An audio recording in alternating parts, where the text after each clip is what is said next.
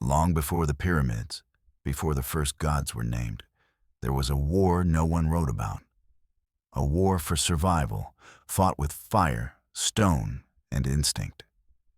The story of us didn't begin in cities. It began here, in blood, in hunger, in silence broken by a scream. So who were they? And how close are they still? They walked before memory, before myth, before maps. Their footprints are buried beneath millions of years of dust, but their fire, their story, still burns. They were called Homo erectus, but forget the name. Think of them as the first true wanderers, not animals, not quite us, but something in between. They stood upright. They used fire. And they walked out of Africa before anyone else ever dared. Imagine this. 2 million years ago, a creature like you, and not like you at all, is carving meat with a sharpened stone. It doesn't speak as we do, but it thinks. It remembers. It teaches. And most of all, it survives. This was one of their greatest gifts. Fire, not just warmth, not just light, but power. A weapon against the night, against predators, against the unknown. Homo erectus may not have invented fire, but they tamed it. And with that, they rewrote the rules of life on Earth. Now picture this. Small family bands under starlight, telling stories not with words, but gestures, grunts, flames flickering on faces. Their world was raw, unfiltered.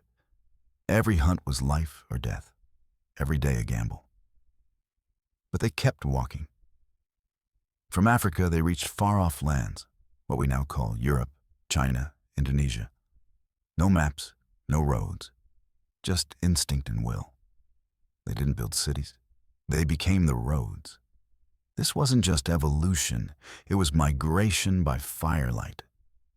It was humanity's first great adventure. And they were the ones who lit the path. We often picture Homo erectus as hunched and heavy, primitive. But they weren't mindless brutes. Their brains were growing, their hands were shaping tools, their eyes were watching the world and remembering it. Have you ever felt watched in the woods? That primal chill? Erectus lived with that feeling daily. Saber-toothed cats, giant hyenas, crocodiles longer than cars. And yet they didn't hide. They adapted. Over time, their tools changed. Sharper, stronger. Their bodies got leaner, their legs longer, because walking was survival. And so was thinking ahead.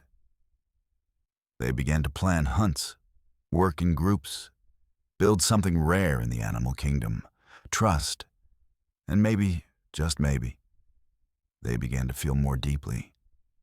Some fossils suggest they cared for their sick, others hint they mourned the dead. Could they feel loss? Could they miss someone? If so, that changes everything. Because that means the roots of our love, our grief, our connection, stretch back further than we thought.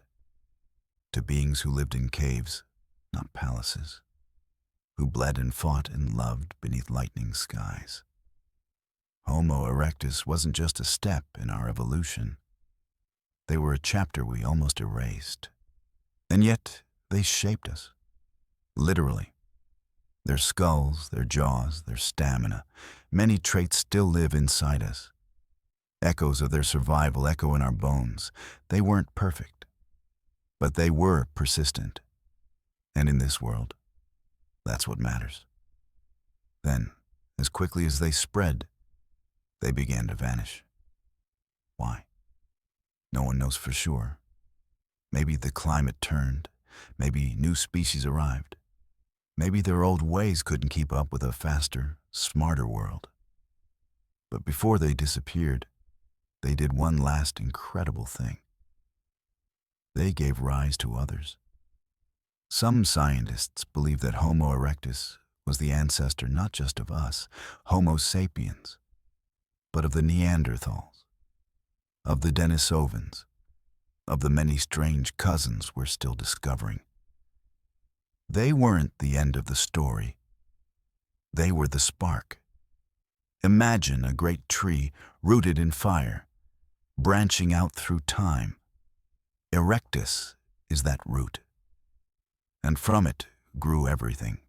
Today you carry pieces of them in your stride, in your courage, in your instincts when danger is near. You are the living memory of the forgotten bloodline, and their story is just beginning. The world had grown cold. Ice gripped the land. Mammoths roamed the tundra. And into this frozen silence stepped the Neanderthals. Not monsters, not cavemen, but humans. Different, yes, but not less. Stocky, strong, and smart. They braved Europe's bitter winters for hundreds of thousands of years. They built shelters, crafted tools, hunted giants, and above all, they adapted. Their skulls held brains as large as ours, sometimes larger. Their hands carved stone with skill. And in the quiet, they created something more shocking: art. Yes, Neanderthals painted. They etched shapes into cave walls. They adorned themselves with feathers and shells. They left behind more than bones. They left behind expression. Who were they showing it to? Themselves? Their children? The sky? They may have lived in silence, but their stories were not empty. They were our brothers, our rivals, maybe even our lovers. Neanderthals didn't just survive, they felt. Burials with flowers, bodies laid carefully in sleeping poses, tools placed beside the dead. These weren't random acts. They were rituals. They were grief made visible. That means empathy, memory, maybe even belief. They hunted in teams, shared food, protected the weak.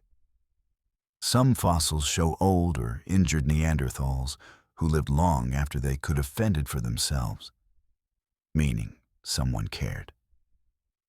Not just survival of the fittest, but survival through community. And when Homo sapiens finally entered Europe, we didn't find empty land. We found them. For a time, we coexisted, maybe even learned from one another. But then, something changed. Roughly 40,000 years ago, the Neanderthals disappeared. No one knows exactly why. Some say climate. Others blame competition, us. Maybe we brought disease. Maybe we took their land. Or maybe we simply outlasted them. But they didn't vanish completely. Look in the mirror. If you're of non-African descent, you carry up to 2% Neanderthal DNA. That's not theory. That's fact. You are them. Their strength, their fire, their stories. They live in your blood. So when you think of Neanderthals, don't picture a dumb brute with a club. Picture your great-great-great-grandfather, standing under northern stars, carving meaning into stone. And listen, because the silence is not empty. It's full of memory. It was inevitable. As Homo sapiens moved out of Africa and into Europe and Asia, they met others. Not aliens, not monsters, but distant relatives. Neanderthals, Denisovans, and maybe even others we haven't named yet. The question isn't if they met, it's what happened next. Did they fight, trade, teach, love? The truth is likely all of it. Imagine two groups meeting at the edge of a forest. One is taller, with finer tools and complex speech, Homo sapiens. The other is stockier, more adapted to the cold, and quieter, Neanderthals. No translators, no treaties, just instinct. Some would have feared, others would have reached out. And somehow, somewhere, a hand was taken. Because our DNA tells us this story, in Bloodlines, not books. We didn't just meet other species. We mingled. Today, up to 2% of DNA in non-Africans is Neanderthal. Up to 5% of DNA in some Southeast Asians is Denisovan. That's not legend, that's legacy. These weren't just ancient flings. These were real bonds, real children, and real consequences. It means we didn't replace them completely. We absorbed them. So what did we gain? Some of our immunity to viruses, Neanderthal. Some genes for thriving at high altitudes, Denisovan. Even our skin tones, hair types, sleeping patterns, shaped by these ancient meetings. We were already evolving, but together, we evolved faster. The past didn't end in battle. It continued through blood. In 2010, scientists found a fragment of bone in a Siberian cave. It belonged to a girl. She wasn't fully Neanderthal. She wasn't fully Denisovan. She was both. A hybrid. A living bridge between worlds we thought were separate. And she's not alone. More evidence suggests that ancient humans, Neanderthals, and Denisovans didn't just coexist. They connected deeply, enough to blur the lines. The result? United States. Modern humans are not pure. We are blends, a mosaic of ancient survival stories stitched into skin and soul. We carry memories we don't remember, battles we didn't fight, songs we never heard, but feel. So when you look at ancient bones, don't see strangers. See ancestors. And know that in those prehistoric crossroads, the future was forged. You are the child of 1,000 meetings. Stay with us for more untold stories of ancient humans. Because the past is not as distant as it seems.